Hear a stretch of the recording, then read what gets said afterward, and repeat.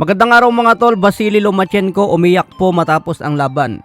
So parang nakakaawa ang itsura dito ni Lomachenko. Sinabi kasi ni Lomachenko sa press conference mga tol, alam daw niya na siya dapat ang panalo sa laban.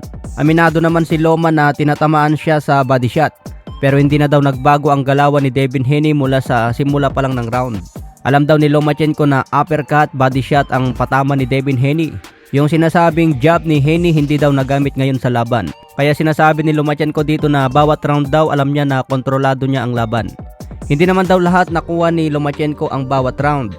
Hindi daw dominante ang pinakita pero sapat na daw ang naging performance niya para siya ang ideklarang panalo. Sabi nga po ng manager niya na si Egis Klimas, panahon na daw para itigil ang ganitong larangan sa boxing.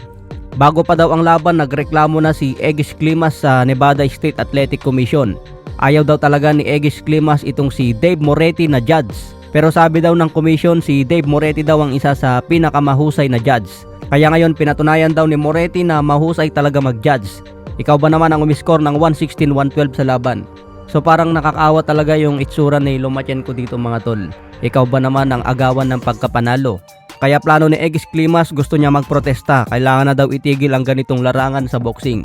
Marami na daw apektadong boksingero dahil sa mga maling pag-judge sa laban.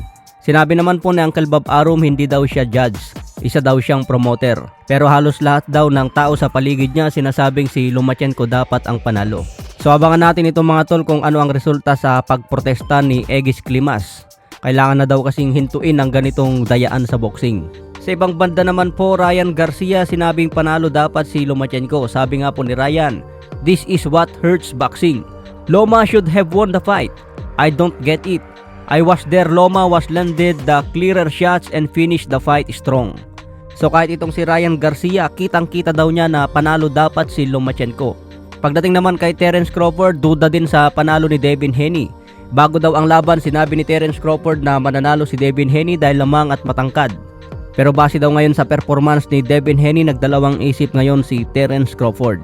Kung ganyan daw ang ipapakita ni Devin Haney laban kay Shakur Stevenson at Tank Davis, malabo daw manalo itong si Devin Haney. Nakita daw ni Crawford na malinis ang patama ni Lomachenko gamit ang left hand. Kaya pagdating daw kay Tank Davis na left hand ang malakas, medyo delikado daw dito si Devin Haney. Pagdating naman kay Shakur Stevenson mga tol, sinabi niya sa media, dapat daw panalo si Lomachenko. 8-4 nga daw ang score niya. 8 rounds ang nakuha ni Loma at 4 rounds lang kay Devin Haney. Lomachenko won. I had it like 8-4 Lomachenko. So maraming pro boxer at champion ngayon ang nagsasabi na sobrang daya daw ang panalo ni Devin Haney. Kung makikita nga po natin sa unofficial scorecard ni Max Kellerman, binigay niya ang panalo kay Loma ng 115-113. Parang mas magaling pa mag-score yung mga commentator kumpara sa mga mismong judge. Medyo may edad na kasi itong mga judge mga tol, dapat palitan na. Sa ibang banda naman po, reaksyon ni Pambansang Kamao Manny Pacquiao sa laban ni Haney versus Loma. Sabi nga po ni Pambansang Kamao, amazing fight from both fighters. Living up to the hype so far. Great close fight. So nakikita nga po ni Pacman na dikit lang ang laban ni Loma versus Haney. So hanggang dito na lang muna tayo sa ngayon mga tol. Maraming salamat po.